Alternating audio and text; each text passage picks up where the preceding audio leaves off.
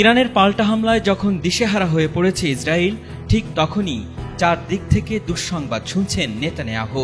একদিকে ইরানের পাশে এসে দাঁড়িয়েছে রাশিয়া, অন্যদিকে ইরানে আর কোনো হামলা করলে তা সহ্য করা হবে না বলে কঠোর হুঁশিয়ারি দিয়েছে তুরস্কের প্রেসিডেন্ট রিসেপ তাইয়েপ এরদোয়ান। আর ঠিক এমন ঘোষণার পর সিরিয়া, ইরাক, কাতারের মার্কিন ঘাঁটিতে ভয়াবহ হামলার ঘটনা ঘটেছে। ইরানের সঙ্গে রাশিয়ার বৈঠক শেষ হওয়ার পর প্রথমে সিরিয়ার মার্কিন ঘাঁটিতে হামলার ঘটনা ঘটে। এরপর কাতারের মার্কিন ঘাঁটি এবং ইরাকের মার্কিন ঘাঁটিতে ভয়াবহ হামলার ঘটনা ঘটেছে। ইসরায়েলি এক কর্মকর্তার বরাতে মার্কিন সংবাদ মাধ্যম এক্সিওস নিউজ এজেন্সির খবরে বলা হয়েছে, কাতারে মার্কিন সামরিক ঘাঁটি লক্ষ্য করে ৬টি ক্ষেপণাস্ত্র নিক্ষেপ করেছে ইরান।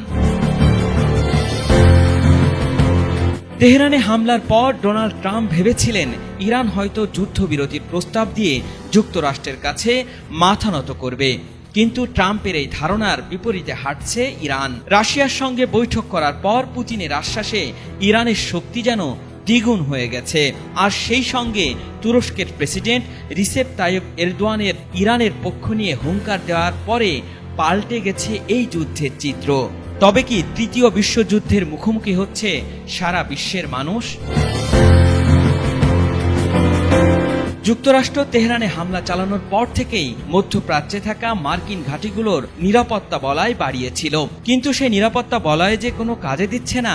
অতর্কিত হামলায় ইরাক, সিরিয়া, কাতারে থাকা 3টি মার্কিন ঘাঁটি নাস্তানাবুদ হয়ে গেছে, এইটি তার প্রমাণ।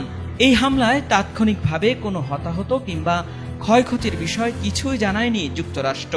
তবে এই হামলায় মার্কিন ঘাঁটিতে বিরাট বিস্ফোরণের শব্দ শোনা গেছে এবং এলাকা জুড়ে উত্তেজনা ছড়িয়ে পড়েছে। এদিকে তুরস্কের president Recep Tayyip Erdogan Israel ও যুক্তরাষ্ট্রকে কঠোর হুঁশিয়ারি দিয়ে বলেছেন, ইরানে যেই আক্রমণ করুক তা আর সহ্য করা হবে না। আর রাশিয়ার রাষ্ট্রীয় টেলিভিশন চ্যানেলে সরাসরি সম্প্রচারিত এক ভাষণে প্রেসিডেন্ট পুতিন বলেছেন, যুক্তরাষ্ট্র ইরানের বিরুদ্ধে সম্পূর্ণ বিনা কারণে আগ্রাসন চালাচ্ছে, আর এর কোনো ভিত্তি বা যুক্তিই নেই। রাশিয়া সব সময় ইরানি জনগণের পাশে আছে এবং থাকবে। পুতিন ও এরদোয়ানের এমন ঘোষণার পরে অনেকটাই চাপে পড়ে গেছে Donald Trump. For 40 years, Iran has been saying, Al Imran, ATN Bangla.